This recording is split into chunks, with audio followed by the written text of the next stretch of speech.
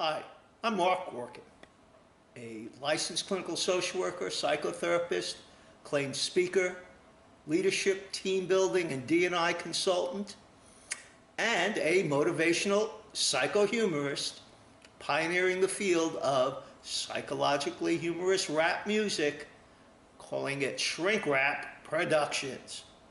Now today, we're going to do part 2 of my Stress and Burnout series, Combat Strategies at the Burnout Battlefront. Certainly one experience that prepared me for this series is burning out while working on a doctoral dissertation, trying to do a very creative project, but frankly was a little bit off the academic wall. Now, another experience that really helped me appreciate the nuances and the breadth and depth of burnout. Early on, I did a one-day workshop with VA head nurses. Let me tell you, this group knew tension. I remember we were sitting around this boardroom table and you could feel the electricity in the air. And then these hospital head nurses introduced themselves. Walker, W14, Thompson, W16, Jones, W20. I said, it sounds like you're reporting from your battle stations. And all of a sudden, the sighs and nodding heads let me know I was on target. In fact, that day I learned that how you can tell that burnout goes beyond individuals, but really can impact teams, departments, entire institutions. Their two favorite slogans: do your 8 and hit the gate, 9 to 5 and stay alive. These ladies definitely knew the B word. Are you ready for the B word? Let's define burnout. Burnout's a gradual process by which a person detaches from work and other significant roles and relationships in response to excessive and prolonged stress and mental, physical, and emotional strain. The result is lowered productivity, cynicism, confusion, a feeling of being drained, having nothing more to give. Doesn't sound like fun. While burnout is an individual problem in a 24/7, always-on, TNT, time, numbers, and technology-driven and distracted world, it's also an organizational issue. And one dynamic that I think will shed light on this organizational focus is what I call the quadruple A.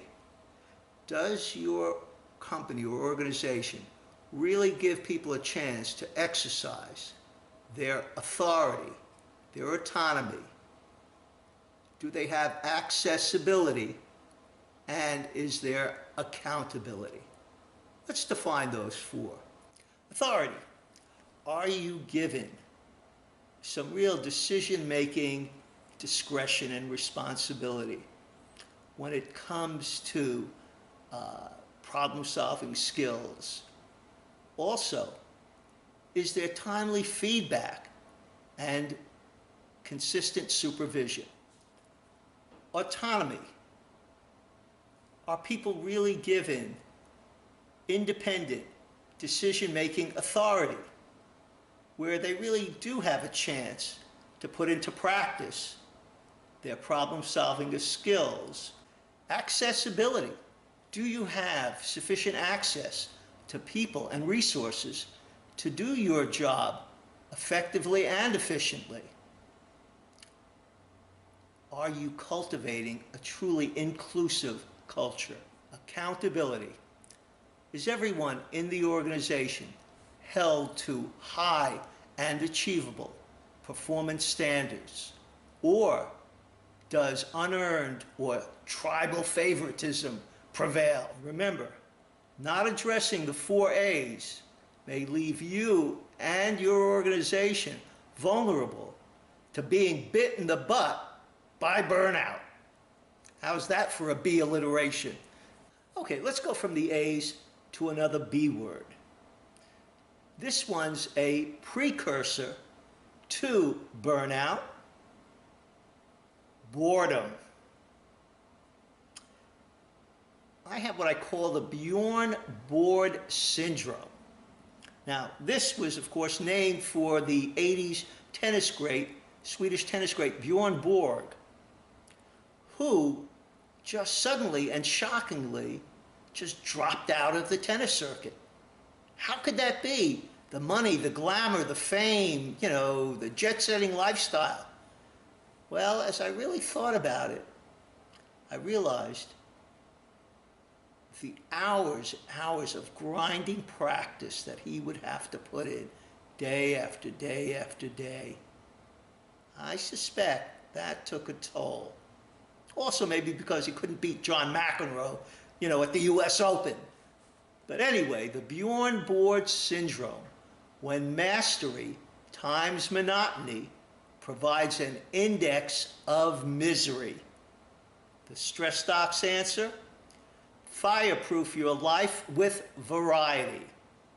But before we get to the spice, let's examine some of the pain and suffering in what I call the 4 stages of burnout.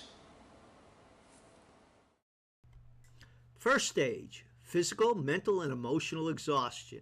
This is when you're still holding it together at work, but as soon as you get home, you hit the fridge, get out the Haagen-Dazs and Ben & Jerry's or that light beer, put on the tube, hit the sofa, and you're comatose for the rest of the evening, or wish you could be. Normally, you pride yourself on doing a thorough job, but budget cuts have you looking for shortcuts, if not cutting corners, and this gnaws at your self-esteem.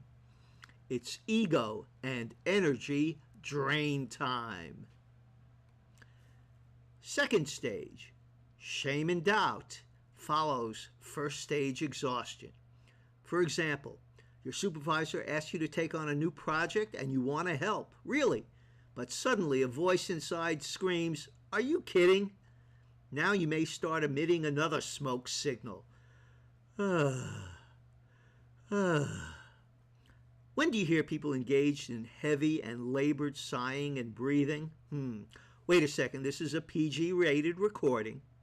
Actually, you hear this kind of sighing, for example, at a funeral, when folks are dealing with poignant and powerful loss. Though these days, I'm hearing so many, I'm thinking of starting a new support group, the Frequent Sighers Club. It will definitely take off. You're feeling shaky in the present and losing confidence about managing the future. You can even start discounting past accomplishments. Remember, this isn't a logical process, but a psychological one. Let me ask, is feeling vulnerable, fraught with uncertainty, your favorite place to be? I didn't think so, which is why many succumb to the third stage. Third stage, cynicism and callousness, is a common response when feeling vulnerable or under siege. You put on that heavy armor and look out for number 1. Get out of my way. Or, does this sound familiar? And why should I care? And that's that. What happens when encased in heavy armor? Nobody's getting to me. In the short run, it might work. You are abrasive enough, people start avoiding you. But in the long run, not a great coping strategy. Maybe no one's getting to you, but the problem is nothing's getting out. All that pain, frustration, and anger are smoldering and boiling inside. You're becoming a pressure cooker. That's why I say strong silent types get a lot more ulcers than they do Oscars. And what about this strong silent type mantra? For me to be strong, you must be silent. So, if you're in a relationship with this personality type, everyone may be at risk. Remember, burnout is less a sign of failure and more a sign that you gave yourself away. Not surprisingly, you can become resentful that people are taking advantage of you. Sensitive individuals begin developing calloused skin for self-protection. Hey, when your stress starts to smolder and turns to chronic doubt, frustration, and anger, we are not just dealing with a hardening of the psyche, but also the hardening of the arteries. Now you're talking real potential health risks: high blood pressure, hypertension, cardiovascular complications, even heart attacks and strokes. Fourth stage, failure, helplessness, and crisis are the fourth stage symptoms. And while it sounds terrible, to move from this troubled place, most times you need to hit bottom. Now you are at a turning point or in a crisis state beyond your control or problem-solving powers, at least as the Lone Ranger or Rangerette. Also, consider this. Hitting bottom means there's no more downward spiral. If you can reach out for a reliable hand, there's nowhere to go but up. Remember, burnout is like trying to run a marathon at full speed. Without pacing, the body parts wear out and the mental apparatus breaks down. In fact, one fourth stage sign is cracks in your defensive armor.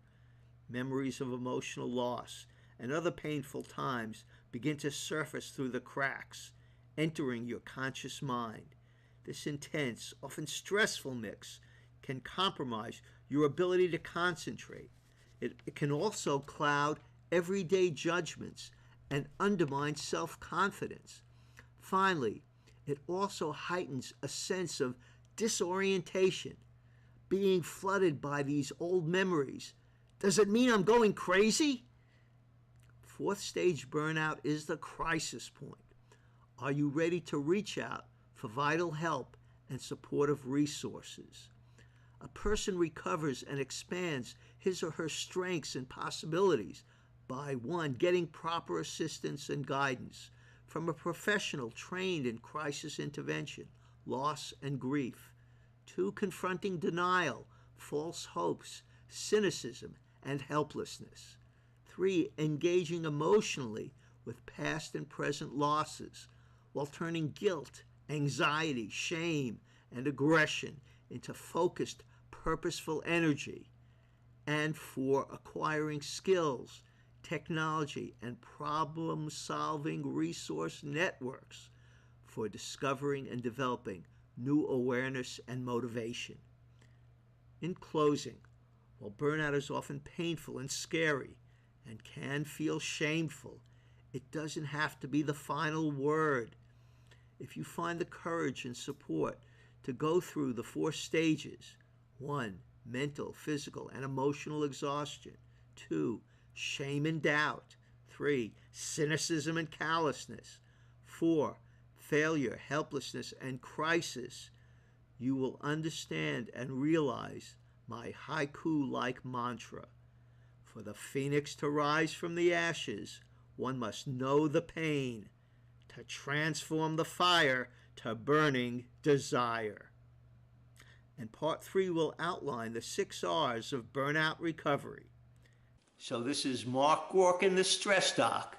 Until next time, just remember, practice safe stress.